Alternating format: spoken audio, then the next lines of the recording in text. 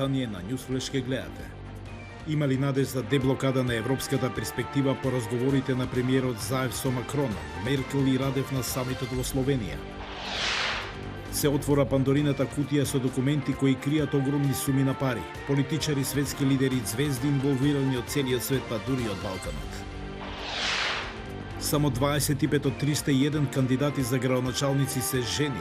Од Организацијата на жени велат партиите функционираат како машки клуб. Останете со нас и ќе дознаете повеќе.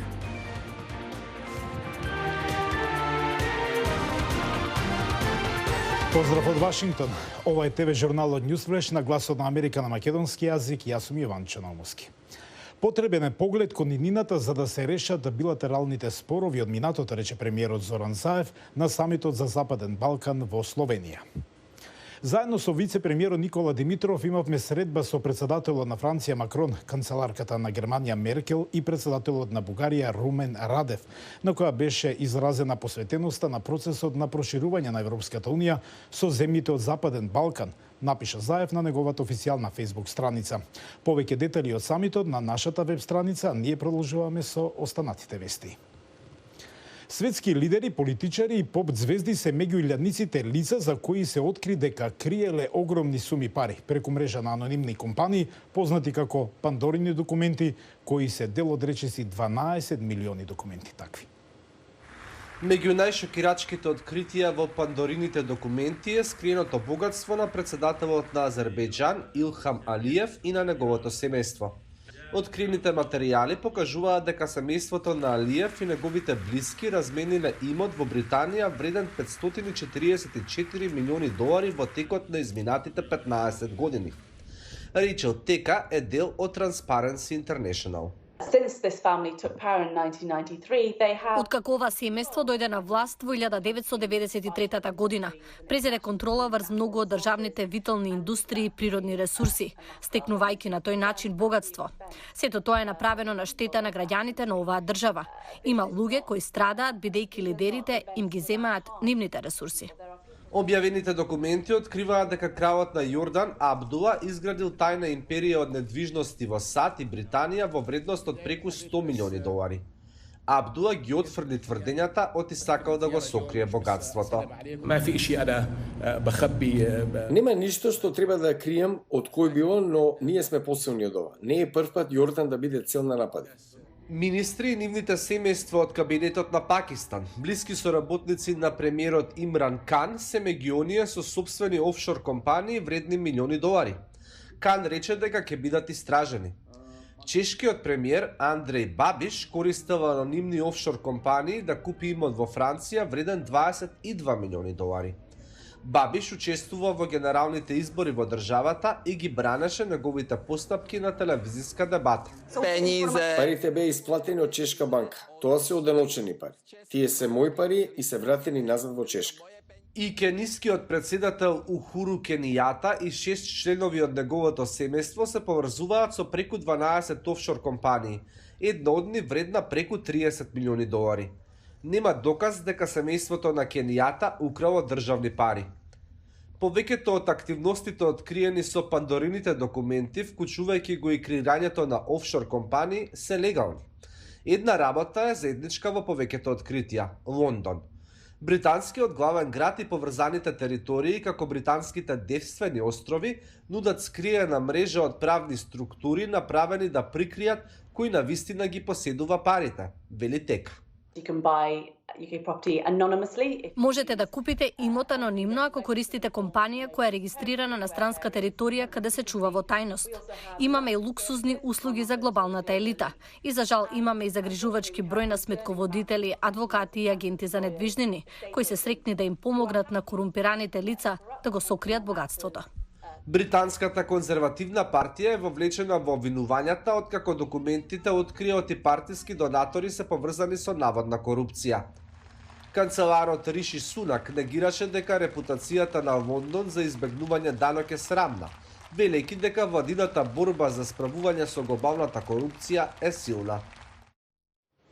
Само 25 од 301 кандидат за градоначалници се жени. Партиите не им даваат доволно можности на жените и функционираат како машки клуб, велат организациите на жени. Мики Трајковски има повеќе. Даниела Арсовска, независен кандидат за градоначалник на град Скопје, е само една од малкуте жени кои на овие локални избори влегуваат во трката за градоначалничката фотелја.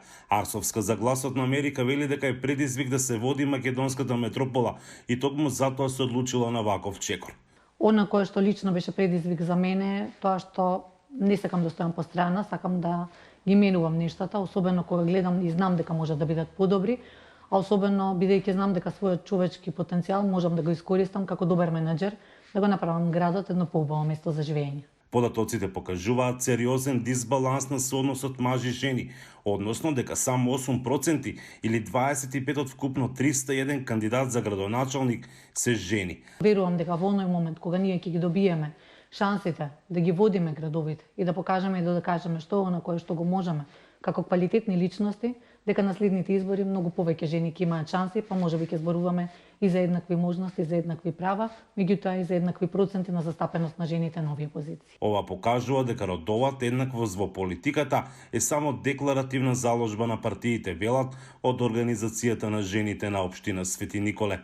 Кај нас праксата покажува дека до некаде родовиот политички баланс функционира онаму каде што има законски решенија и утврдени квоти за помалку застапени од пол. Панева додава дека политичките партии изговорот за недоволната застапеност на жените го префрлаат на нивната наводна незаинтересираност, додека пак жените за немање доволно волја за нивно вклучување во политичкиот живот. Од друга страна, стереотипното општество во кое живееме не дозволува жената да биде препознаена како достоен противник и политички репрезент. Партиите не даваат доволно можности на жените.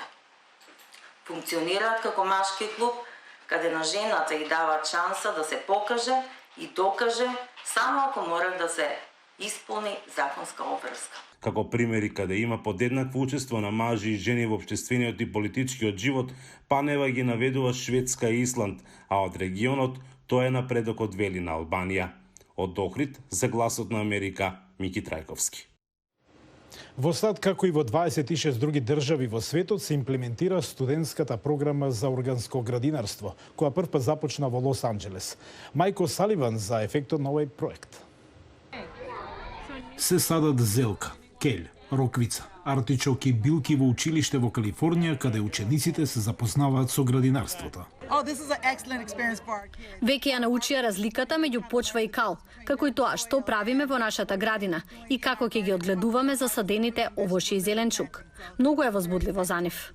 Почвата е богата со живи организми и хранливи материи и овие студенти учат како да се подпираат на методите за природно одгледување, користејќи инсекти како бувамари кои ги држат штетниците настрана. Оваа програма почна пред 12 години во друго училиште. 4 мајки сакаат да воведат едукација и да ја кренат свеста за животната средина во училиштата на нивните деца. Децата навистина беа возбудени. Проектот се расширил во многу места. Постоиме во многу држави во Африка, во Камерун, Нигерија. Бевме во Италија, Коста Рика. Меѓу поддржувачите и семена компанија која произведува органска земја и ѓубриво. Внуката на основачот зборува за користа од градинарството. Стекнувате доверба од можноста за одгледување нешто што сте го засадиле.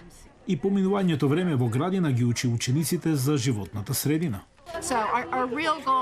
Нашата вистинска цел е создавање идна генерација на еколошки лидери, кои ќе се грижат за нашата планета, не само за нив и нас, туку и за идните генерации. Ова е практично искуство што носи голема порака. И тоа беше се за денес. Го гледавте Newsflash на Гласот на Америка на македонски јазик. Јас сум Јован Чаномовски од студиото во Вашингтон. Се гледаме повторно утре. До тогаш имајте убав ден и пријатно.